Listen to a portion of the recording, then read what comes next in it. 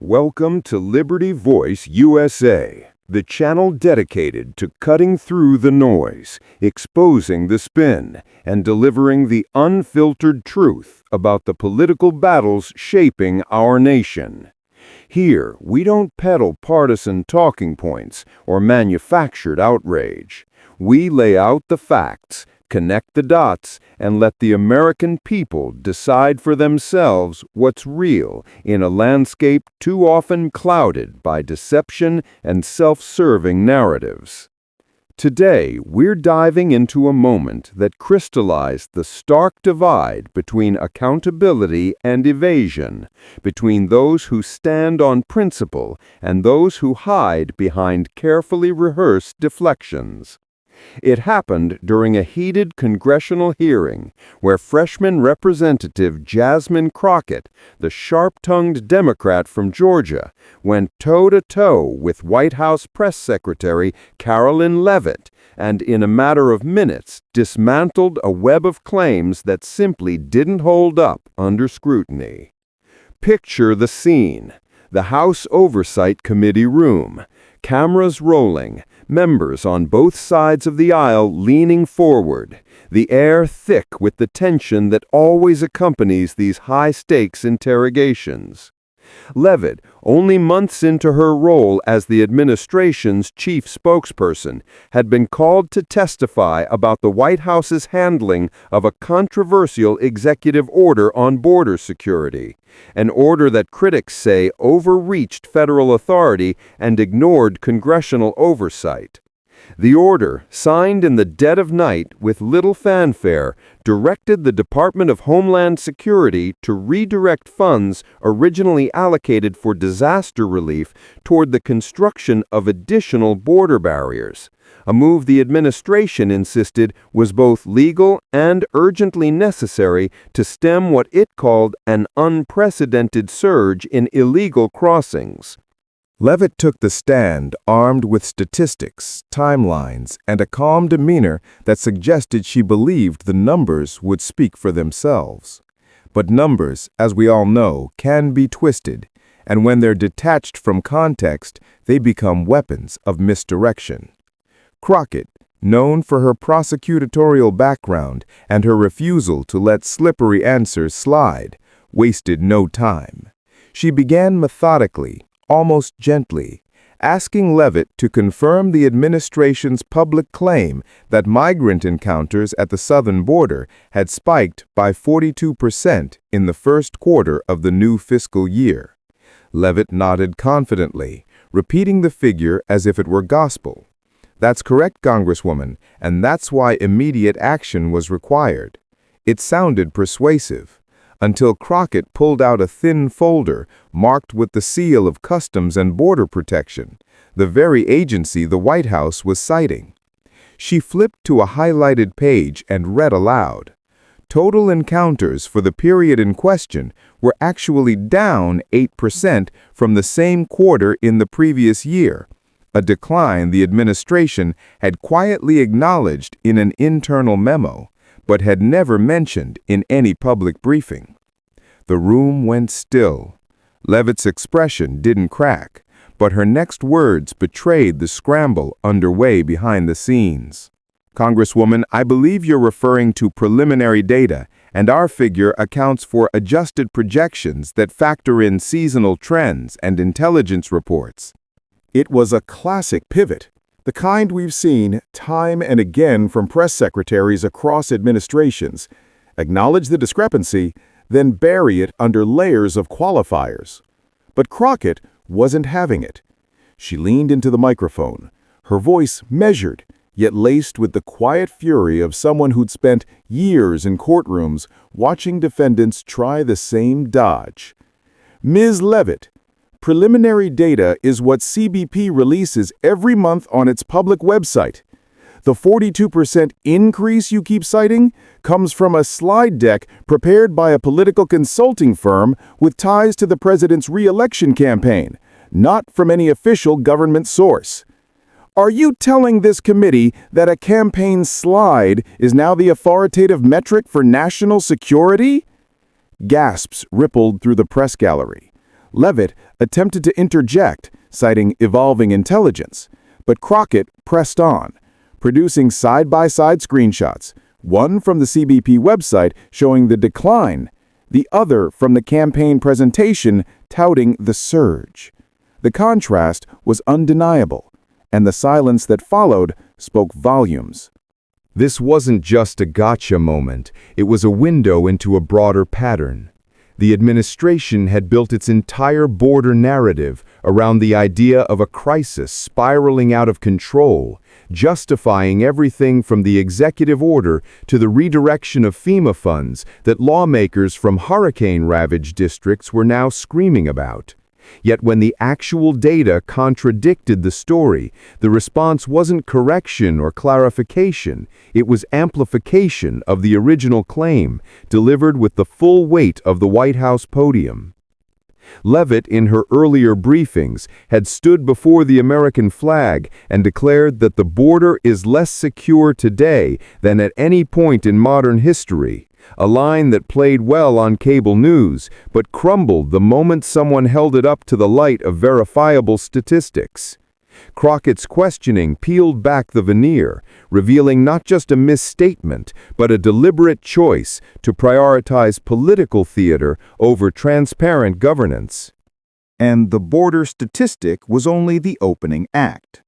Crockett shifted seamlessly to the funding redirection itself, asking Leavitt to explain how the administration reconciled its actions with the Impoundment Control Act, the 1974 law that explicitly requires congressional approval before the executive branch can withhold appropriated funds. Leavitt's answer was a masterclass in bureaucratic deflection. She invoked national security exemptions, referenced a 2021 memo from the Office of Legal Counsel, and insisted that the president's authority as commander-in-chief superseded statutory constraints in emergency situations. It sounded lawyerly, almost plausible, until Crockett produced the memo in question and read the key passage aloud. The OLC opinion, far from granting blanket authority, cautioned that any redirection of funds must be accompanied by a formal notification to Congress within 48 hours and could not exceed 30 days without legislative concurrence. The administration, Crockett pointed out, had waited 72 days before sending a cursory 2-page letter that contained no cost breakdowns, no risk assessments, and no justification beyond the same disputed surge statistics. Leavitt tried to pivot again, arguing that the delay was procedural and that the barriers under construction were already yielding results. Apprehensions in the sectors with new fencing are down 27%, she declared. Crockett didn't miss a beat.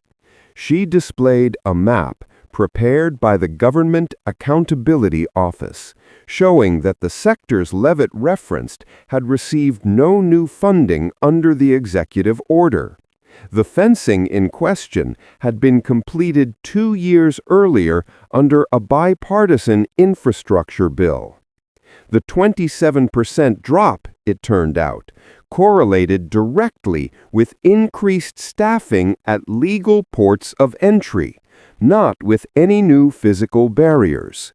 Once again, the administration's claim evaporated under scrutiny, replaced by the uncomfortable reality that the White House was taking credit for outcomes it had nothing to do with, while siphoning money away from communities still rebuilding from natural disasters. What made Crockett's performance so devastating wasn't volume or theatrics, it was precision. She never raised her voice, never resorted to slogans. She simply asked questions any informed citizen could have asked, then provided the documents that answered them before Leavitt could spin a response. And in doing so, she exposed the fragility of the administration's narrative. When the facts are on your side, you don't need to obfuscate. When they're not, Every answer becomes a tightrope walk over an abyss of contradictions. Leavitt, for her part, grew visibly flustered as the minutes ticked by, her rehearsed talking points colliding with the immutable evidence arrayed on the table in front of her. At one point, she attempted to shift blame to the previous administration, claiming inherited policies had tied the president's hands. Crockett shut that down with a single sentence.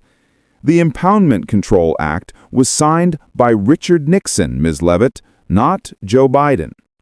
The exchange rippled far beyond the committee room. Crockett's questioning went viral within hours, racking up millions of views across platforms and sparking a firestorm of commentary. Supporters hailed her as a truth-teller, unafraid to confront power. Detractors accused her of grandstanding and ambushing an unprepared witness.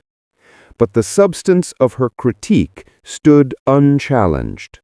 The administration issued a statement late that evening, walking back the 42% figure, attributing it to an internal modeling error, and promising a comprehensive review of the funding redirection process. It was the closest thing the White House would offer, wrapped in the language of bureaucratic regret rather than accountability. Yet for anyone paying attention, the damage was done.